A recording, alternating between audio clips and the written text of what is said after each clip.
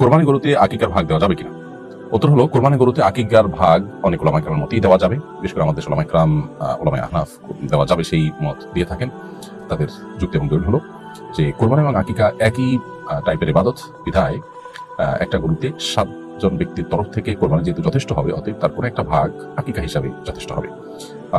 ছেলে হলে যেহেতু 2টা ছাগল দিতে হয়, অতএব আকিকা গরুতে 2 ভাগ দিলে একটা ছেলের তরফ থেকে আকিকা হিসাবে যথেষ্ট হবে। মেয়ে হলে 1 ভাগ দিলে আকিকার তরফ থেকে যথেষ্ট হবে। একই গরুতে কেউ কোরবানি করতে চাইলে সেটাও করতে পারে। এটা হলো ওলামা আহনাফের মত। কারণ আকিকা এবং কোরবানি 2টা একই টাইপের ইবাদত। যেহেতু একই টাইপের ইবাদত, অতএব একসাথে দিতে অসুবিধা নেই। এটা হলো তাদের যুক্তি। আর ওলামায়ে আরব, বিশেষ করে হাম্বলী মাযহাবের ওলামায়ে কেরাম যারা নিষেধ করেন, তারা বলেন যে আকিকার ক্ষেত্রে নেসাবের বিষয় নেই। আকিকা এটা জন্মের সন্তান জন্মের 7ম দিনে দিতে হয়, কোরবানি ঈদের দিনে দিতে হয়। এখন কোরবানি এবং আকিকা একসাথে দিতে গিয়ে বেশিরভাগ মানুষই আকিকার সময়টাকে পেছাতে কোরবানির জন্য কোনো যৌক্তিক কারণ ছাড়া অপেক্ষা করেন।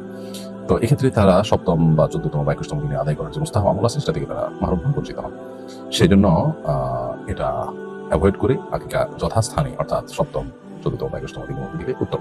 কোনো কারণ যদি না দেন, কোরবানি ঈদের সময় দেন, তো আদায় হয়ে যাবে। এবার কারো ভিন্ন মত নেই। তবে গরুতে একই গরুতে আকিকা কোরবানিকে মেশানো যাবে কিনা, এটা নিয়ে ভিন্ন মত আছে। কেউ যদি ইখতিলাফের ঊর্ধ্বে উঠতে চান, তাহলে সেক্ষেত্রে আলাদা আলাদা দিতে পারলেই ভালো।